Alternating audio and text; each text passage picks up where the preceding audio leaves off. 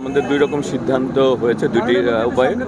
আমরা সেটি হচ্ছে যে আমরা যেখানে রেল ক্রসিং আছে সেখানে আমরা আন্ডারপাস অথবা ওভারপাস করার একটা চিন্তাভাবনা আছে।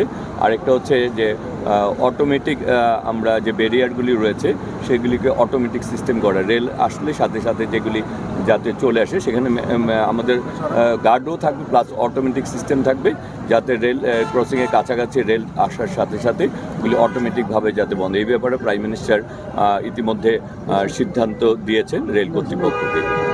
মাননীয় মন্ত্রী, আমরা আসলে বিগত সময় দেখেছি এই ধরনের বড় বড় দুর্ঘটনার ক্ষেত্রে বারবারই তদন্ত কমিটি গঠন হয়, কিন্তু পরবর্তীতে আর এই কমিটি আলোর মুখ দেখে না। এবার যে ঘটনা হয়েছে সেটারও তদন্ত কমিটি গঠিত হয়েছে। এই বিষয়ে যদি একটু বলতেন, আসলে আমরা কবে নাগাদ এই বিষয়টি জানতে পারি? আপনারা জানেন যে ইতিমধ্যে যে দুইজন গার্ডের অবহেলার কারণে এই ঘটনাটি ঘটেছে তাদেরকে বরখাস্ত করা হয়েছে এবং তাদেরকে শাস্তির আওতায় আনা হচ্ছে।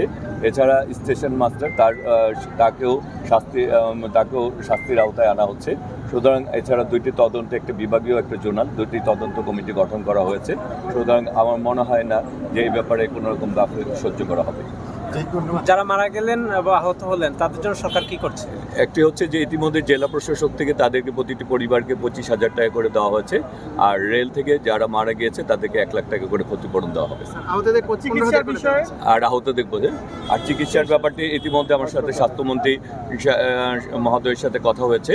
তিনি তাদের চিকিৎসার ব্যাপার সার্বক্ষণিক খোঁজখবর নিচ্ছেন এবং একজনকে যদি ঢাকায়, মানে যাদেরকে ঢাকা নেওয়া দরকার হয় সেটি আমরা সে ব্যাপারেও পদক্ষেপ গ্রহণ করছি।